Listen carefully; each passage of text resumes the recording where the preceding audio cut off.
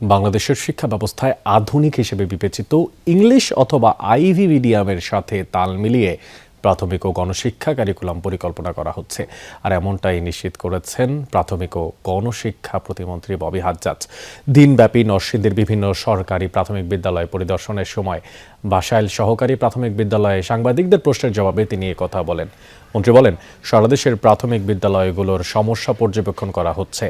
বিদ্যালয়গুলোতে পড়াশোনা সঠিকভাবে হচ্ছে কি না তাও যাচাই করা হচ্ছে। সঠিক পাঠদানের পরিবেশ নিশ্চিতের পাশাপাশি শিশুদের আকৃষ্ট করতে মিড ডে মিলের কার্যক্রমও নজরদারি চলমান রয়েছে। কোনো অবস্থাতেই যেন মিড ডে মিলের কারণে শিশুরা অসুস্থ না হয়, সেই জন্য সাপ্লায়ারদের কঠোর হুঁশিয়ারি দেওয়া হচ্ছে বলেও জানান ববি হাজ্জাজ।